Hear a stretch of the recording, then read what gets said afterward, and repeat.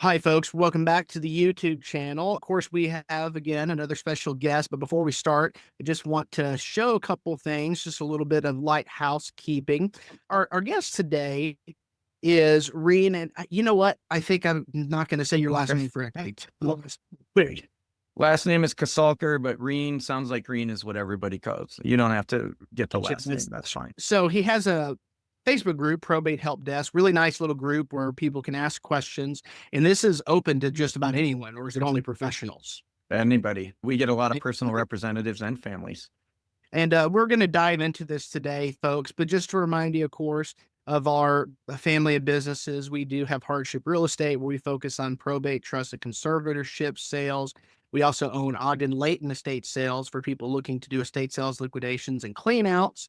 And of course, we focus on after death care services through a separate entity called Utah Non-Legal Probate Services. If any of those things come up, just reach out. But let's get started today with our guest. I'll stop sharing here. And Reine, why don't you tell us a little bit about yourself, where you're located, and what inspired you to start this Facebook group? Sure. My name is Reine, sounds like Reine, and I'm a Minnesota-based probate real estate agent. So obviously I'm in Minnesota, but I help people across the country through the Facebook group. And the reason I started this was back in 2018, my father passed away, and I had to go through probate and sell a home that had been in our family for 3 generations. And I learned a lot of good and bad things going through that process. And it inspired me. Once you get through the process and you have all that knowledge, you don't want to go through probate multiple times, but you learn so much. I really wanted to use the knowledge I learned to try to make the industry better and to help other families who are going through probate. And in my market, I do the real estate to help those families directly. And then through Probate Help Desk on Facebook, I've brought together a community of attorneys and realtors and families going through, and we just all try to work with each other and provide support for anybody that needs it. Okay, okay. It's funny. What I found is people in the country that are focused on probate typically had some sort of transaction. When we're talking about real Mm, estate, a transaction that really opened their eyes. For yes. me, the senior transition side of things that got me into probate, because we had a guy that and I've told the story a million times on the channel, moved into assisted living, and he was a veteran. We did the estate sale clean out, and it's just no one was doing this at the time in Mhm. Utah. It's still kind of like that. What do you think is the big benefit? And I think this is helpful to anyone watching for a specialist in probate real estate. Like, why should someone hire a professional that specializes in that as opposed to just a generalist? What is really that Sure. different? That is a great question, and my clients ask me this question a lot, and other agents ask me this question also. And first thing I want to say is, yes, you can get through probate with an agent who does not understand the process. People do it all the time, right? I don't want to pretend like I'm the only person that can get you through probate. However, if there are so many nuances to probate that make it just a little bit different from selling I'm not a normal home, but a real estate transaction. And if your agent doesn't know those things, you can get bogged down in delays in the court. You can get bogged down in delays with family members, with your attorney, and it can cost you thousands of dollars more, especially if you have a complicated case. And so I am not a person who is able to avoid every problem that pops up, but I'm aware of what most of the problems are. And by having that knowledge, by filling out the forms properly, by working with attorneys and the judges every single day, the things that I do can save you a lot of time and money, especially if you have a traditional agent and they use the wrong disclosure. They could put your entire estate at risk or even put you at risk as personal representative. If they don't know how to answer the question, but they say, don't worry, my attorney has it covered. Every time your agent has to call your attorney, the cash register rings, and that's going to be an extra $200 to $300 every time that phone rings. I can help my families get through the process faster. I know some of the risks and some of the things that are probably going to come up. I can also then work better with the buyers and the buyer's agent because I know the things that we should do and should disclose to them to make the process go a little bit smoother.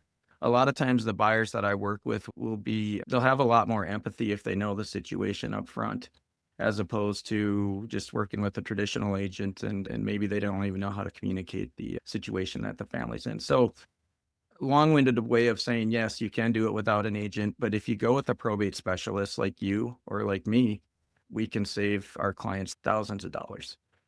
Yeah, it's really interesting. I feel of all the different types of niches in real estate and specialties, this one is the most complex yet rewarding and needed, Mhm. especially with an aging population. I've been reading so much lately, and there's a reason I bring this up about the fertility rates in the country. Mhm. Mhm. And what I'm not seeing is the real estate industry talk about the aging population basically is going to flood all this inventory, and there won't be as many people to pick it up. Right. And going to be problems with that. And really, what's happened now is over half of my business is just referral based. It's just people calling because they need the probate and trust help. I tried to get into divorce, for example, but what I Mhm. found divorce is basically you just follow the decree, and it's really very much similar to a general transaction, other than the decree or if there's like a restraining order. There was a Right. restraining order, you kind of keep that person separate, and you might need to testify in court, which doesn't really happen with probate. I've never been asked to testify, but I found the probate trust and conservatorship, man, there's way more family corruption. There's Mhm. way more legal paperwork. Yes. And yeah, you really have to cross T's and dot I's. We've seen all kinds of stuff. Like I had one recently where mom died 9 years ago.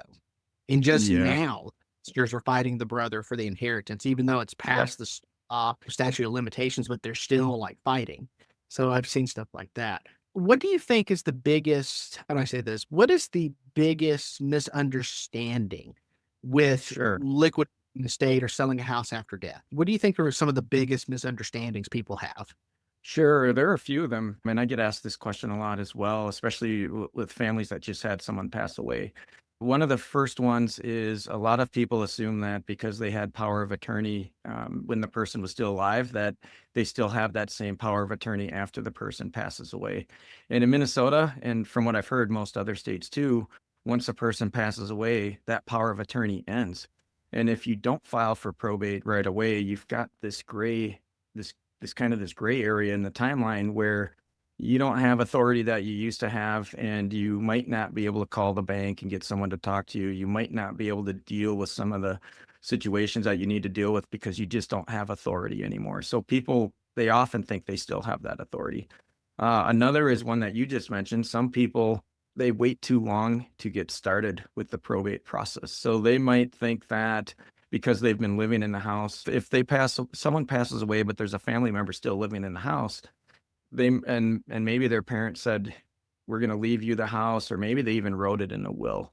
They might assume that they don't need to go through probate, that everything's already taken care of, and they wait 9 years or 10 years or even more, and then when they go to sell the house, they find out that they can't because the house is still in the deceased person's name, and they have to go through court. And that can get really sticky because now you've been living in that house for 20 years. You've been making repairs. You've been paying property taxes. You think it's your house. And then when you go to sell it, you find out legally it's not your house. It still belongs to the deceased. So that's another big mistake. And then another one, we get a lot of people who think they have to complete the probate process with the courts in order to sell the house. And in Minnesota and many other states, you start the probate process, you file, and you are, or somebody, most likely the person who filed, is appointed as the personal representative. And then the court authorizes them to sell the house. And in Minnesota, if you're going through informal probate, you don't need the judge's permission to sell. Once you have your letters of administration from the court, you're authorized. And sometimes people don't realize that, and they can take an extra 6 months or a year or more thinking that they have to complete probate in order to sell the house, when the reality is they're usually authorized to sell as soon as they get their letters from the court. That's exactly how it is in Utah. It makes me think about how there are a lot of similarities with states, but then Mhm. there are some of these courses realtors take, like how to learn probate, and it's all based on the California court system. Right, right, And yep. the court system is unique, Yes. in my opinion, and it's so much more complicated than, say, in Utah. Like you're talking about the house, you have to get court approval, and Mhm. there's a person here that basically is like an appraiser, from what I understand, that's has to approve the price, and then they have laws on what the commission can be. Like it can only be a Right. certain percentage. None of that exists here in Right. Utah. Yeah. So it's Absolutely. really interesting. When I was going to say, even in some states, from what I've done through my research, it looks like the Utah laws are pretty similar to the Minnesota laws. It looks like there are a lot of Yeah. similarities.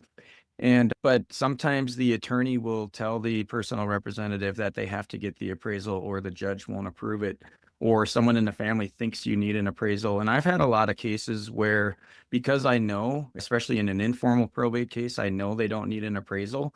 If I do my comps correctly, if I get a broker price opinion, or if I get multiple offers on the house and I can justify that, a lot of times the judge will just accept it without the appraisal.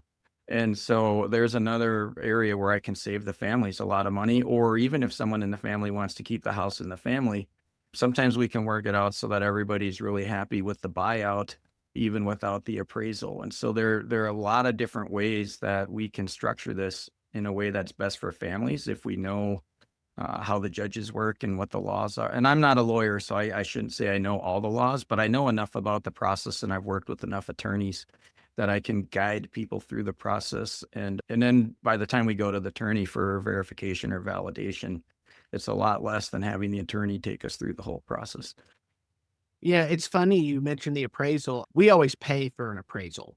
Mm, I can do but I always pay for an appraisal because it's pretty affordable, but it's mostly just in case that does come up in court or if there's some sort of family member that yep. might Yep. argue. That's the bigger reason we do it. But I've Yep. had a couple year where I was glad we did the appraisal. Even though we're in a pretty much a declining market, we're really shifting more towards a buyer's market. And a lot of these homes are in such disrepair, Right. it's never going to offer the appraised value Correct. because people Correct. are going to come in. There's too much work to be done. Yep. And sometimes people struggle to figure that out. That's the one thing that it makes one a little bit nervous about the appraisal, but once you explain it to people, it makes sense. It's like, yeah, this is what it's worth, but you're not taking into account that this is the original carpet from 1972. Correct. Correct. Agree with you 100%, Stephen. And there are two things I do to help with that situation.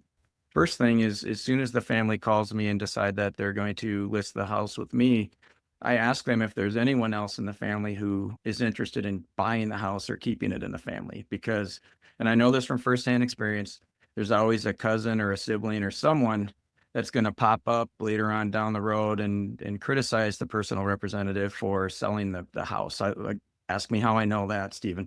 Right. And so I've had neighbors, you also had neighbors do it. yeah, and the neighbors too, yep. So I put that out there right away. So number 1, we can get them qualified or pre-qualified, and we can start the process. And number 2, I show them how they can purchase the home for a lot less because a lot of times they're an heir and they already have a piece coming, so they can leverage that equity towards the purchase of the home. But then in addition to that, I let them know that they will have the last chance to beat the highest and best offer as well. And so if we end up back in court, I can always go back to the judge and say, we gave everybody in the family an opportunity to make an offer before we started the process.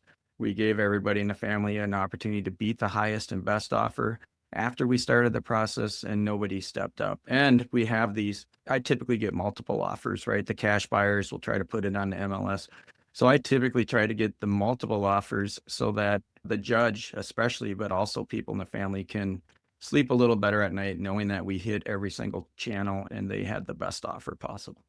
Yeah, and that's the thing that makes this again more complicated than a general transaction. I tell people all the time this isn't helping husband and wife and 2.5 kids just buy a bigger house and all that. Right. There's all this little stuff. And it's Right. not like anyone went to school for this. We just have to figure it out. That's what makes us Correct. special. There's no there I wouldn't even say there's a book on it. Yes. Most of the resources out there are very general. They're very Correct. general. I'm curious, in your business, how do you basically obtain clients? Like, are you, doing direct mail? Do you cold call? Is it almost all referrals? How does it work for you? First, I'll start with what I don't do. I don't do cold calling or texting. And I know a lot of the top agents in my market, most agent, any training you go to, they're going to talk to us about cold calling and texting. I don't do that with probate families. mostly because I've been in that situation and I know what it's like when you get those calls, especially from the virtual assistants or the ISAs that are just cranking out calls and Yeah. then they tell you they want to make an offer on the house and then they start walking you through the checklist and they're asking you all the information that's online and then someone does the analysis and decides they don't like it just drives me nuts. So I don't want to do that. And I know it works for some people. It's just not what I do. What I do is I do send out letters and I would like to have more volume, but the letters are they get me out there and I do get transactions off from those letters. Then I also get the referral business and I'm also as growing this section of my business where I work with more attorneys. In 2025, I want to focus more on attorney referrals, but right now my primary source of business is the letters and I'm old school. I get the data directly from the courthouse. And in Minnesota, we have one system. All of the courts in Minnesota use the same management system. And I can just go in online and I get access to all the counties in the state. And then I use AI to help sift through those case records and come up with my mailing list.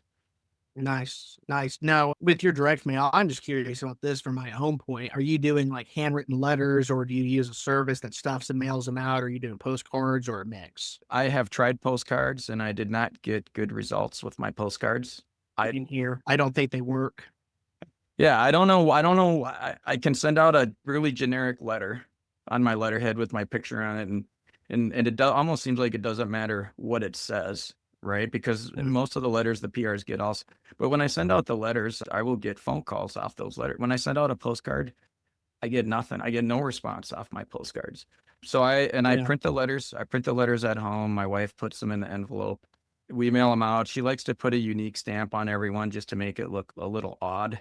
And I probably one of the things I'm not very good at is I'm not very good at multiple touches. Like I usually only send one or two letters, and it's not like I'm not doing like 100 transactions a year, but I'm doing enough business to stay in business and be yeah, satisfied.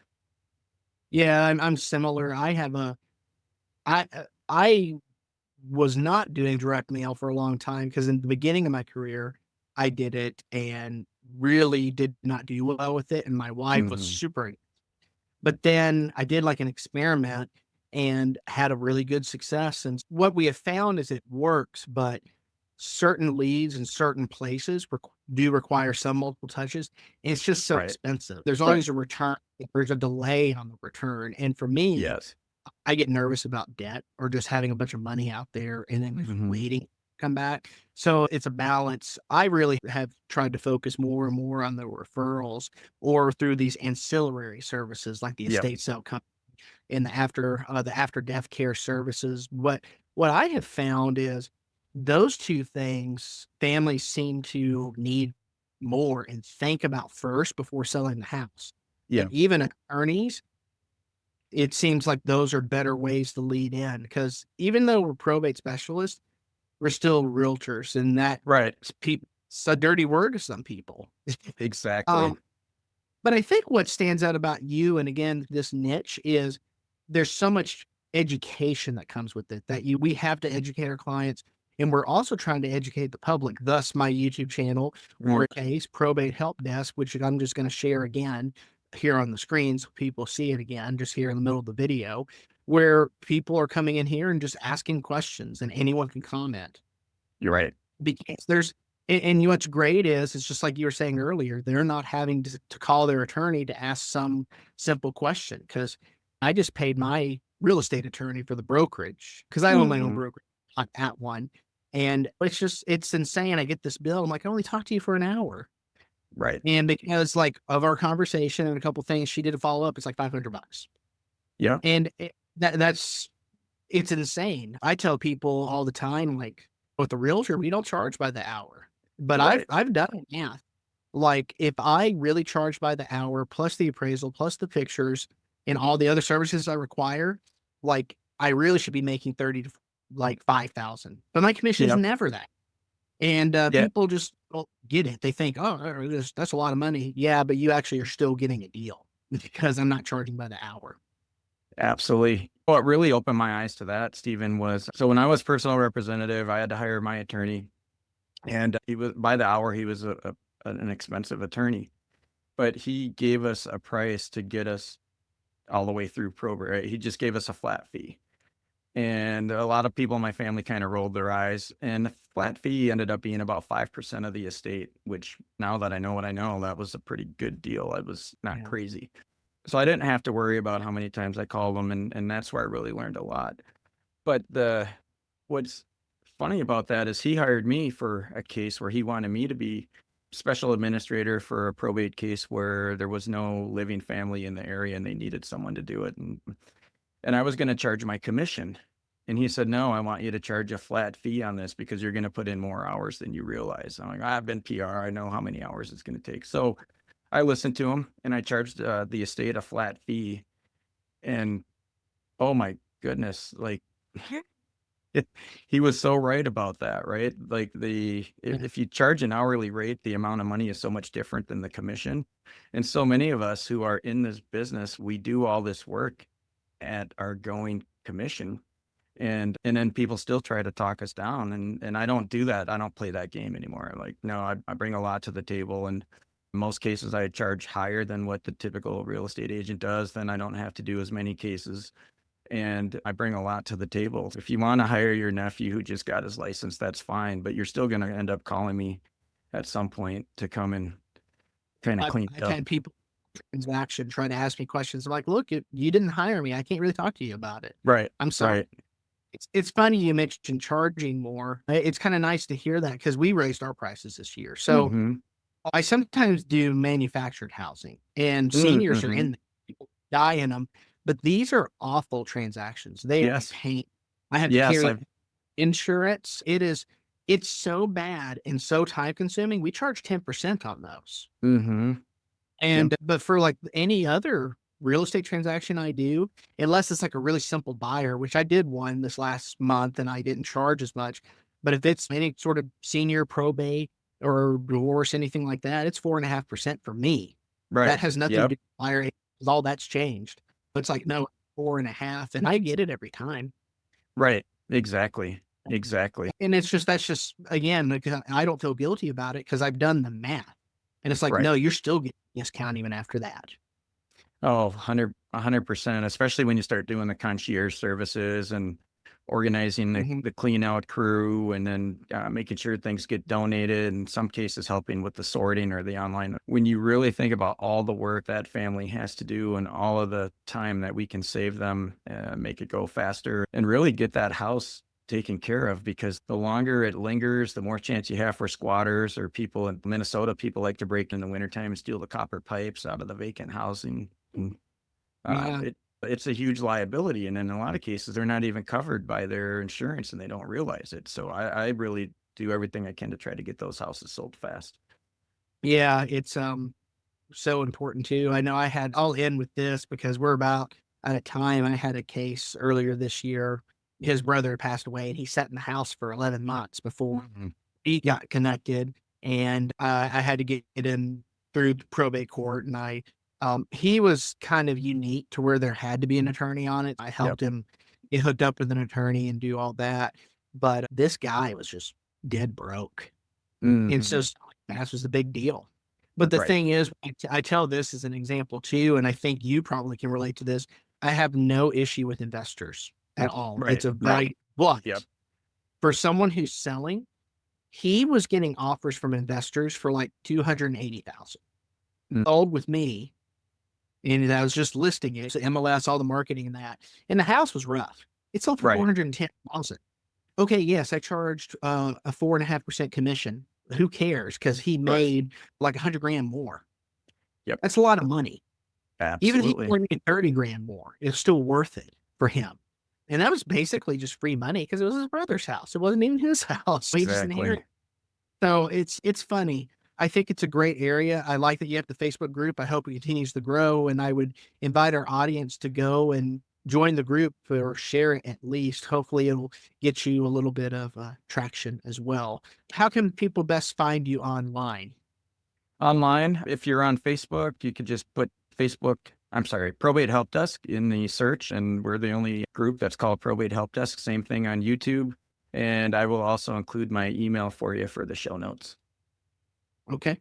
Great. Go ahead and say it out loud because Oh, Google sure. loves it. They look at audio and It's transcript. Reine. So it's Reine.Kasalker@exprealty.com. And people probably have a hard time spelling Reine and Kasalker. So I will also include it in the show notes. Okay, great.